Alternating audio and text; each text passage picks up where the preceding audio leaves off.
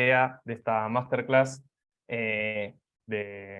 sobre desinformación electoral. En parte está basada en un hub de recursos que publicamos que se llama Portal Check, que desarrollamos junto a UNESCO. Y para hablar de esto y muchas cosas más, le puedo dar la palabra a Olivia Sor, que es con quien vamos a estar dando la clase de hoy. Muchas gracias. Yo me presento, soy Olivia Sor, soy directora de Impacto y de Nuevas Iniciativas en Chequeado, que ya presentó Martín. Y justamente lo que estamos contándoles hoy, el trabajo que les queremos mostrar, viene de una colaboración que hacemos desde Chequeado junto con la red LATAM Chequea, que es la red de chequeadores latinoamericanos, y que estamos haciendo junto con UNESCO, a quien agradecemos mucho también por el apoyo para poder llevar adelante este trabajo y hacer estas instancias de charla y de conversación para ver cómo podemos contrarrestar mejor la desinformación que circula durante periodos electorales. Eso que están viendo ahí es el sitio justamente de Portal Check Elecciones.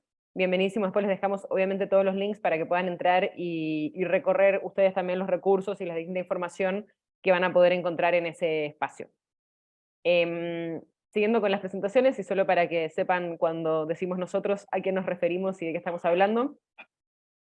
Chequeado es una organización sin fines de lucro, somos una ONG que trabajamos desde 2010 para mejorar el debate público, con la idea de aportar datos al debate público y a la discusión para que los ciudadanos tengan mejores herramientas para tomar sus decisiones, tengan toda la información que necesiten para poder tomar las decisiones que tienen que tomar. Y creemos mucho que el periodismo es una parte esencial de esta estrategia en contra de la desinformación, que necesitamos información correcta y necesitamos chequear la desinformación que circula, pero también pensamos que no es la única manera y que no es suficiente tampoco cuando queremos contrarrestar la desinformación, y por eso también hay otras áreas como educación, donde hacemos mucho trabajo de alfabetización mediática y de desarrollo de pensamiento crítico, sobre todo con adolescentes, y luego con periodistas en herramientas específicas del mundo del chequeo de la información. Tenemos un área de innovación porque creemos que la tecnología nos puede ayudar muchísimo en nuestro trabajo a ser más rápidos, a ser más eficientes, a ser mejor. Y entonces tenemos un grupo de programadores que nos ayudan a desarrollar herramientas que nos permitan hacer el trabajo de manera más eficiente. Y también un área dentro de la innovación que se dedica a pensar nuevos formatos y a cómo comunicar lo que hacemos en las distintas redes sociales, en los distintos espacios, para llegar a la mayor cantidad de personas y sobre todo a las personas que por ahí más necesitan de los contenidos estos. Y por último, el área en la que estamos Martín y yo, que es el área de impacto y de nuevas iniciativas, que en parte nos dedicamos a evaluar impacto y a ver qué de lo que nosotros hacemos tiene el mayor potencial y el mayor impacto y puede funcionar mejor, y qué de lo que hacemos quizás deberíamos dejar de hacer porque no está teniendo el impacto deseado. Y la parte de nuevas iniciativas que incluye LATAM Chequea, que como les decía, es una red de chequeadores latinoamericanos. Ahí ven algunos de los países que participan de esta red. Sí, de hecho tenemos algunos miembros de esta red participando acá hoy. Y si alguno quiere ponerse en contacto con chequeadores en su país y no los conoce, súper abiertos y disponibles. En parte la razón de este proyecto con UNESCO y también la razón de lo que hemos visto con LATAM Chequea y de lo que vamos a estar hablando hoy, es que mucho de lo que nosotros pensamos son fenómenos que pasan en nuestro país específicamente, en realidad son cosas que están pasando muchas veces a nivel regional y en otros casos incluso a nivel global. Y para nosotros ha sido súper valioso poder tener una mirada regional sobre los fenómenos para poder entender mejor lo que pasa y ver que lo que parecen particularidades nuestras en realidad no son tan nuestras, están pasando algo parecido en Perú, en México, en Brasil, en Colombia, en distintos países, y entender la problemática así a nivel regional nos puede ayudar a desarrollar mejores herramientas. Bueno, eso sobre las presentaciones de quiénes somos y cuando hablamos de nosotros, quiénes somos nosotros y cuál es la experiencia de la cual sacamos mucho de lo que les vamos a contar hoy. La idea de este espacio es que sea lo más útil posible para ustedes, así que por favor, si en el medio tienen alguna duda o algún comentario, pueden ponerla en el chat, pueden levantar la manito y participar. La idea justamente, y dado que somos un número reducido, podemos hacerlo más conversado también y pueden ir interviniendo en el momento en que les parezca relevante que vayamos profundizando o aclarando algún punto que no haya quedado bien claro. Y con eso entramos en materia de desinformación directamente. Hay muchas definiciones de desinformación y discusiones sobre si decimos fake news o desinformación. En inglés hay otras definiciones distintas. Solo a modo de que estemos de acuerdo en lo que estamos hablando hoy en este espacio, para nosotros desinformación son contenidos falsos o engañosos que circulan sobre todo por redes sociales. Y decimos sobre todo porque no es el único espacio por el que circulan las desinformaciones. Sabemos que la desinformación no nació con las redes sociales, venía de mucho antes, siempre hubo rumores y campañas sucias y contenidos falsos que circulaban y propaganda y todo tipo de contenidos falsos que circularon en distintos espacios. Lo que tenemos hoy con las redes sociales es algo que por justamente la rapidez y la horizontalidad de las redes tiene un potencial de llegada que antes no teníamos. Tiene una masividad muy rápida que antes era mucho más difícil de alcanzar y de la cual todos podemos terminar siendo parte incluso sin querer. Quizás sin darnos cuenta terminamos compartiendo una desinformación o terminamos amplificando una desinformación y circulándosela a un montón de personas en redes sociales. Y lo que hace la desinformación es decir cosas que no sucedieron o que están sacadas de contexto o tergiversa los hechos para cambiarles el sentido. Y ahora vamos a entrar un poco más en esas sutilezas de que no es siempre algo absoluto y totalmente inventado. Esta desinformación no circula en el vacío, por supuesto, circula en un ecosistema y en un contexto que permite que esa desinformación circule. Y eso incluye, en muchos casos, exceso de información. Creo que el caso más claro fue el inicio de la pandemia, si se acuerdan, en otra vida, en marzo del 2020, por ahí febrero del 2020, cuando nos llegaba a la vez información sobre qué era este virus, cómo se contagiaba, qué posibles curas había, qué había pasado en China, qué estaba pasando en Europa, qué estaba pasando en Estados Unidos, un montón de información que nos llegaba sobre un tema que la mayoría de nosotros teníamos poca idea y sabíamos poco sobre cómo funciona un virus. Y este bombardeo de información, esta cantidad de datos y contenidos y cosas que nos están llegando, hace que sea mucho más fácil que por ahí se cuele una desinformación, porque es mucho más difícil mantenerse al día con la actualidad. Entonces, el exceso de la información es de hecho lo que llevó a la OMS, a la Organización Mundial de la Salud, a hablar de infodemia, esta mezcla de información con desinformación que se da en esos momentos. La pandemia, desgraciadamente, está lejos de ser el único caso en el que vimos cantidades enormes de desinformación y de exceso de información. Pasan cosas, en cualquier momento que hay una crisis informativa, podemos ver este fenómeno. Por ejemplo, si pensamos en el inicio de la guerra en Ucrania, también es un momento en el que llega una avalancha de información para un tema que probablemente para muchos de nosotros es lejano, en idiomas que no entendemos, y en ese principio, cuando todavía no entendemos bien qué es lo que está pasando, es mucho más fácil que se cuele la desinformación. A eso se suma muchas veces la poca confianza que hay en las autoridades o la poca credibilidad que generan las autoridades. A veces por malas razones, a veces por buenas razones, no hay confianza y no hay credibilidad de las autoridades, pero por la razón que sea, eso hace que sea mucho más difícil desmentir la desinformación. Porque si yo no le creo al Ministerio de Salud, cuando el Ministerio de Salud me dice esto es falso, es decir, eso dice el Ministerio, a mí no me consta que sea así y voy a seguir creyendo quizás en la falsedad. Entonces, esta falta de credibilidad, lo mismo pasa en procesos electorales, y ahora vamos a entrar un poco más en eso, pero si yo no le creo a las autoridades electorales cuando me dicen que el proceso es limpio, que están haciendo, que están tomando tales medidas, que están tomando tales resguardos, bueno, no me basta con las autoridades diciendo esto no es así para yo creer que eso efectivamente no es así. Y eso también es una parte grande del problema. Y por último tenemos a los amplificadores de la desinformación, que ayudan a tomar una desinformación, un contenido que por ahí estaba circulando en un grupito chico y difundírselo al mundo entero, llegar a muchísimo más gente y darle un eco que si no, quizás no hubiese tenido. Y en todos estos casos hay algunas cosas que son transversales a la desinformación, como son transversales a muchas coberturas periodísticas y a muchos temas, que es que la desinformación aprovecha temas sensibles y explota los prejuicios. Y eso lo hemos visto muy claramente con temas de género o con temas de distintas minorías, que ahí depende del contexto nacional o del contexto local, cuáles son esos prejuicios que se aprovechan.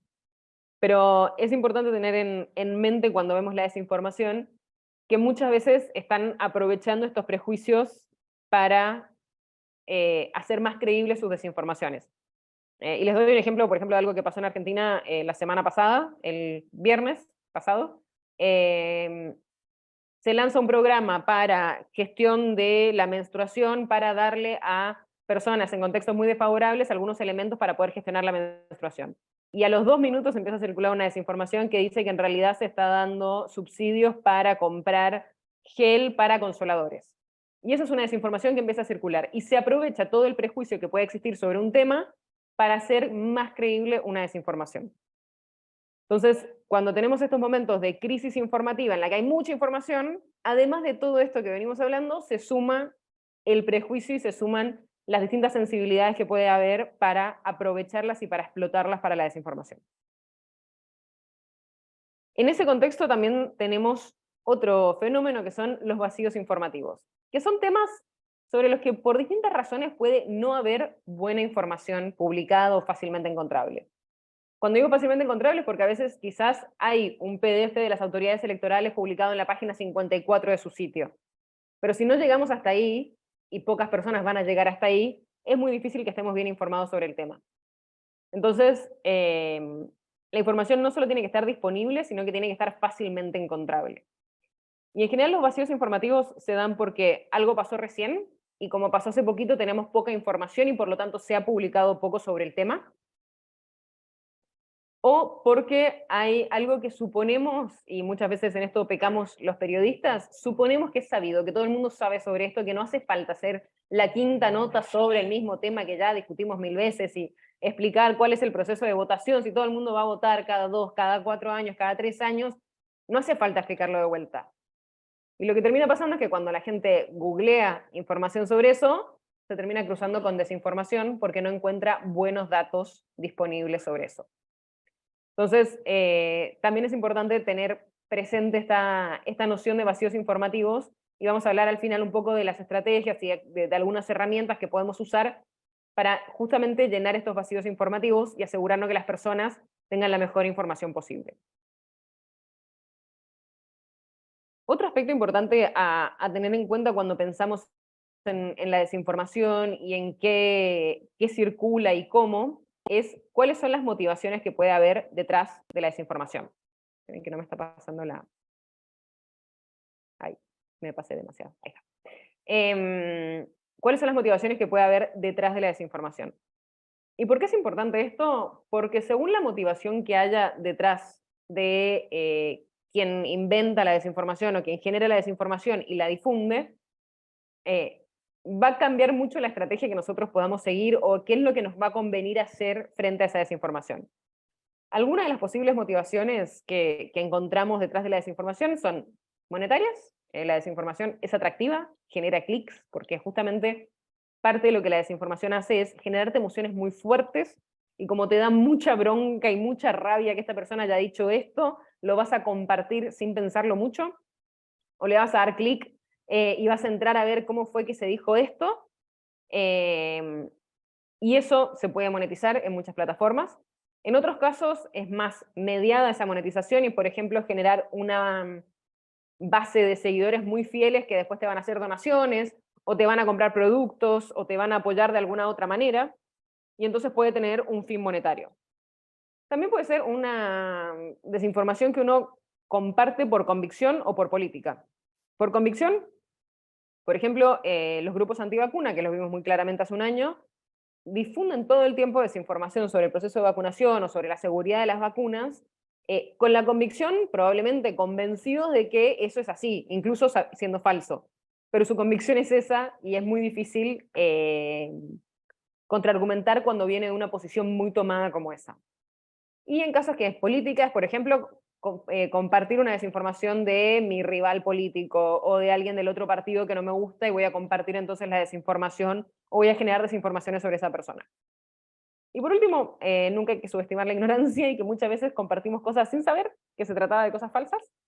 Y en esto probablemente sea muy distinto los tipos de desinformación que podamos compartir sin darnos cuenta de cuál sea nuestra área de conocimiento. A mí me pasa bastante seguido que voy a ver videitos de animalitos haciendo cosas increíbles y pienso que son verdaderos y después me dicen, no, pero es una animación 3D porque no tiene ningún sentido, un perro no puede saltar así.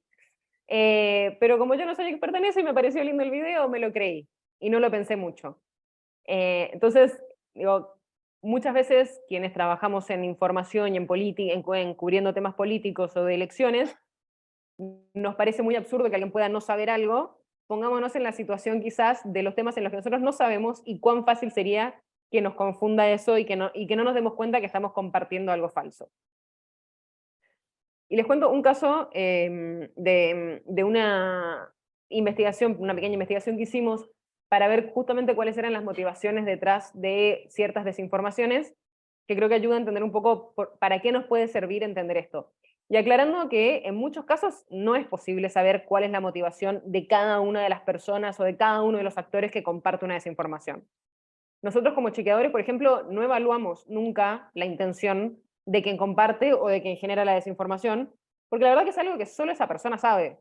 Y no es algo que nosotros vayamos a poder afirmar tajantemente, lo hizo sabiendo que era falso, o lo hizo porque quería generar tal cosa. Sí podemos decir, esta desinformación ayuda a generar tal efecto, pero no podemos asegurarnos de la motivación. Pero aunque no podemos hacerlo, es interesante tratar de entenderlo justamente para pensar cómo podemos contrarrestarla. Y este es un caso que probablemente lo vieron muchos durante la pandemia, era grupos que decían que la pandemia y el COVID-19 se transmitía por el 5G. Y había como distintas variables de esto. Algunas decían que se había generado a partir del 5G, que se transmitía por el 5G, que el 5G ayudaba a que se transmitiese el virus. Digo, había distintas pequeñas versiones de esto. Pero básicamente que había un vínculo entre el 5G y el virus. Lo que a mí me llamó especialmente la atención es que esa desinformación circulaba también en Argentina, y en Argentina en ese momento no había 5G. Entonces, me pareció un buen caso para estudiar cómo puede ser que circule una desinformación de que hay un vínculo entre 5G y COVID cuando hay COVID y no hay 5G en este país. Entonces, fuimos a mirar un poco quiénes eran los grupos que estaban compartiendo. Y lo que encontramos que me parece interesante de esto es que encontramos como tres grupos que en algunas partes se sobreponen, pero son grupos distintos que compartían esta desinformación. Un grupo eran, digamos, grupos más nacionalistas que veían en el proceso de la pandemia y en la relevancia que estaban teniendo los organismos internacionales como la Organización Mundial de la Salud y otros, una especie de pérdida de soberanía de los gobiernos nacionales. Y eso les preocupa porque justamente tienen una agenda nacionalista en la cual eso les parecía que minaba la autonomía nacional. Y esos grupos tendían a hablar de estas tecnologías que venían y que eran tecnologías globalizadoras que podían poner en jaque de vuelta la autonomía nacional. Y de ahí tomaban argumentos de que el 5G además es malo para la salud y venían con toda esta argumentación de que estaba vinculada al virus. Después había un segundo grupo que eran grupos, digamos, más asociados a los antivacunas y gente que no cree en la evidencia científica o que cree que toda la evidencia científica está manipulada y que por lo tanto cualquier cosa que se diga para mostrar que no hay un vínculo entre el 5G y la pandemia desde el lado sanitario no lo van a creer. Y después había un tercer grupo que eran grupos de activistas ambientalistas que en muchos casos lo que decían es, en su momento, acá en la Argentina, se aprobó el uso de muchos agroquímicos en el sector agrícola que terminaron teniendo efectos nocivos para la salud de personas, la salud de las personas que vivían cerca de esas zonas. ¿Por qué no pasaría lo mismo con las telefónicas? Que las telefónicas vengan y instalen un montón de antenas que terminen siendo nocivas para la salud de las personas que viven cerca. Entonces, era un planteo que, de vuelta, compartían contenidos falsos, pero es un planteo de no sentirse protegido por el Estado o no sentir que el Estado va a hacer que prime el bienestar de los ciudadanos ante grandes corporaciones y por lo tanto no creo, no me puedo fiar del Estado para garantizar mi bienestar. Y esto, en los tres casos circulaban desinformación y eran contenidos falsos y demás. Pero entender de dónde vienen los miedos de cada uno de estos grupos o cómo se articulaban esos miedos con lo que estaba ocurriendo con la pandemia, nos puede ayudar también a desarrollar estrategias que sean más adaptadas a lo que cada uno de esos grupos puede necesitar. Porque por ahí con grupos que su preocupación es una cuestión nacionalista, hay que discutir más desde el lado de cómo efectivamente interactúan los organismos internacionales o dar información sobre ese tipo de aspectos. Con grupos más vinculados a las cuestiones ambientalistas, Sí se puede discutir quizás con evidencia científica, tratando de mostrar estudios que no estén sesgados, por cómo podemos saber que un estudio no está sesgado, o que no está financiado por la propia industria, etc. Digo, todo esto para decir, aunque sea la misma desinformación la que se está compartiendo, entender las motivaciones detrás nos puede ayudar a mejorar la forma en la que respondemos a ella y a desarrollar estrategias que nos permitan ser más efectivos y que efectivamente nos escuchen las personas que están compartiendo esa desinformación, o que quizás la creyeron sin compartirla.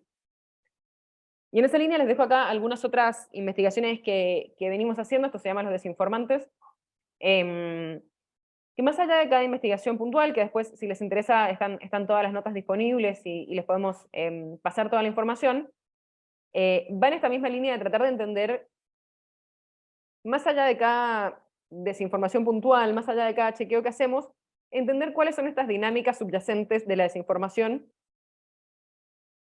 cuáles son estos patrones que sigue la desinformación para poder contrarrestarla mejor.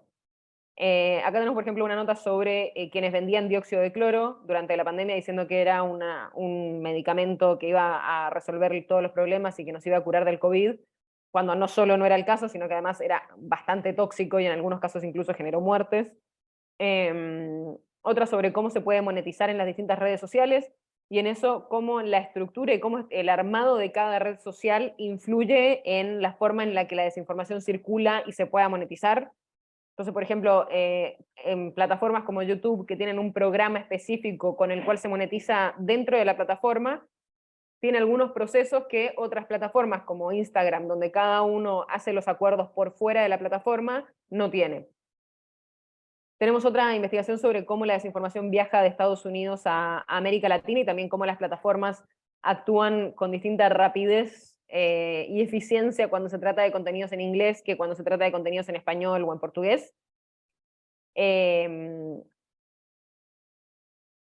Y otra sobre youtubers, por ejemplo, que justamente en esta articulación que decía de las redes sociales, pueden usar YouTube para llegar a muchas personas, pero se cuidan bastante con lo que dicen, y luego los invitan a canales más privados, como por ejemplo un canal de Telegram, y ahí desinforman muchísimo más y de manera mucho más explícita. Y les traigo estos ejemplos no porque cada uno sea necesariamente tan relevante, sino simplemente para decir, hay una riqueza enorme en las estrategias que usan los desinformantes, tienden a ser bastante sofisticados en muchos casos, y a copiarse estrategias de país en país, y entender cómo usan estas estrategias, cómo usan las distintas redes sociales, qué uso le dan a las grandes redes sociales frente a grupos más pequeños, a espacios más privados, nos puede ayudar a entender, por ejemplo, que si estamos en esos grupos de Telegram o si estamos prestándole atención a esos grupos de Telegram, quizás podemos anticiparnos a la desinformación antes de que llegue a YouTube o a otros grupos o a otras plataformas abiertas, o podemos entender mejor cómo los distintos grupos que desinforman se articulan y qué se toman prestados unos y otros, y eso nos puede ayudar a hacer, por un lado, creo yo, investigaciones interesantes, pero también a articular cómo podemos pensar estrategias que nos ayuden a llegar lo antes posible y de la mejor manera, y hacerlo de la manera más empática posible con personas que pueden haber llegado a creer una desinformación.